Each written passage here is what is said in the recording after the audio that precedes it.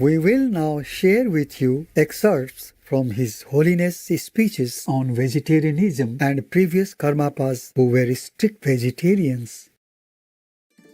A few years ago, at one of the Kaju Molans, I spoke about the topic of vegetarianism giving up eating meat.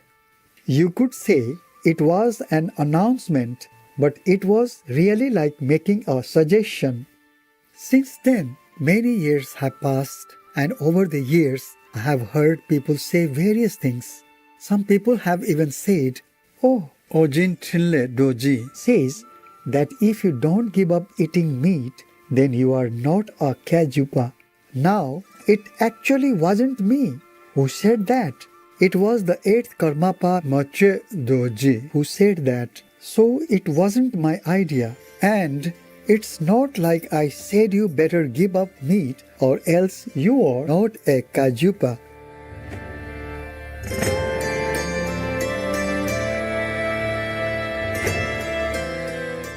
The 4th Karmapa founded the Karma Kaju Great Encampment with stringent rules that forbade consumption of meat and alcohol.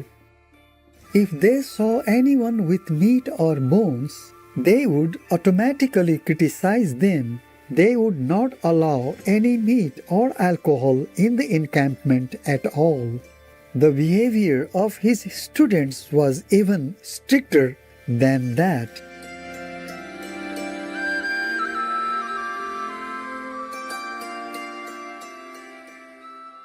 Great Encampment Rules.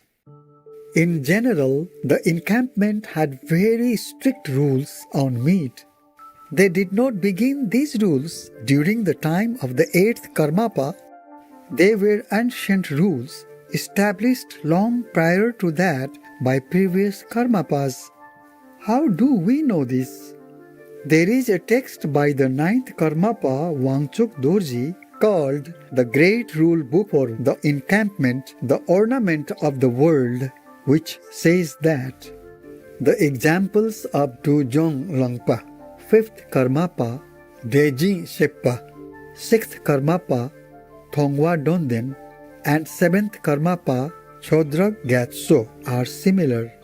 In particular, they gathered only monastics around them. Those that were included in the encampment could not have any meat, not even so much as the hair of a deer, nor drink any alcohol, even as much as a tip on a blade of grass. They performed untold actions of the higher states and many customs of Sutra and Tantra and of the true traditions. Afterwards, Chay Dorje did not waver from such deeds and examples. Not only that, he also brought practitioners of these teachings into the methods of having revulsion for worldly activities and teaching debate and composition. He established new monastic communities, built statues, praised his students, and wrote treatises beyond our conception. He guided his students to have confidence in our own and the oceans of the other schools.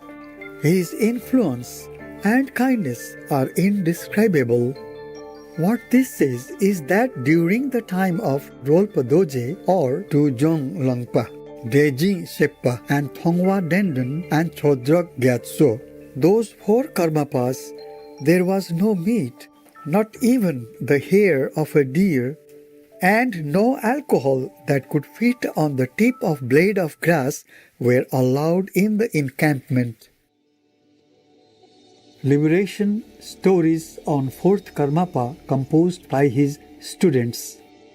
What clear and reliable sources do we have that these rules originated at the time of 4th Karmapa?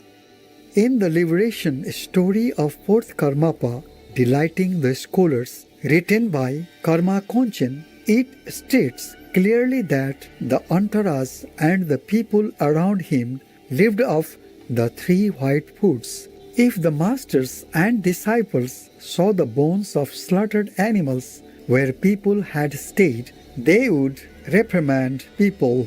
Even a whiff of alcohol was not allowed. And he brought everyone into pure conduct within the encampment. There is also a life story written by the fourth Karmapa's student, Charpa Kumpangpa, which says that there was no way even the tiniest bit of meat or the mere scent of alcohol could be in the encampment. It says that his conduct was the perfection of purity and the power of his compassion extremely great. When people gathered in the hundreds of thousands at the most, or the minimum 500, the greatest developed samatha and insight, some developed certainty and the meaning of the words. Even the least continually recited mantras to give up the killing of sentient beings and to recite the names of the Buddhas. This example of benefiting beings is inconceivable. So during the life of Rolpa Dorje, liberation stories by his direct disciples describe this very clearly, and these are good sources.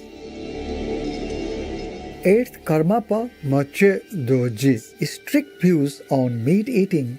Likewise, if you read the 8th Karmapa's commentary on the Vinaya, the orbit of the sun that clearly illuminates the world, it states that when doing the Gator and Mahakal rituals at the end of the year, meat should not be included in those offerings. He not only banned eating meat in the great encampment, but he promoted vegetarianism to Tibetans all over Tibet. In the index of the 8 Karmapa's collected works, there is also an advice to Tibetans as to why it is inappropriate to eat the meat of defenseless animals.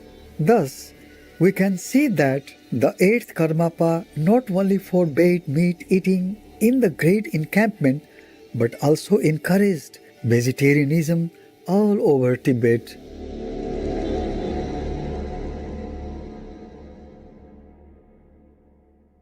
不过现在西藏和尚很多吃素了，嘿，在印度也好几个团体改吃素了，跟着达赖喇嘛了，对呀，达赖喇嘛已经吃素了，大家都应该一起吃素，全西藏要吃素的，别谈了，别问了，别什么犹豫了啊，都是和尚都要全部跟着达赖喇嘛吃素，然后人民的那个信佛教全部都跟着和尚一起吃素，是对的，是吗？是。这样才说虔诚的徒弟，是吗？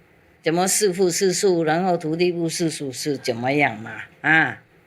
是啊，达赖喇嘛是最大的那个西藏的名师嘛，有没有佛在世的，如果他吃素的话，他的所有底下的和尚应该全部通通吃素，不用再谈了，是吗？然后他们底下的和尚一直说，部下的和尚小一点位置的和尚全部吃素的，的话，那他们徒弟们应该也跟着一起吃素才对了，还要谈什么嘛？是不是？是。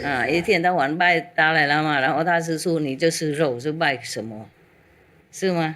不合道理。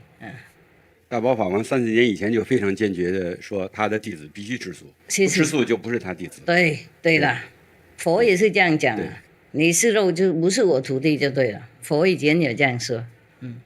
太好了太好了。Attentive viewers, we are appreciative and thankful to you for joining us for today's program on Words of Wisdom.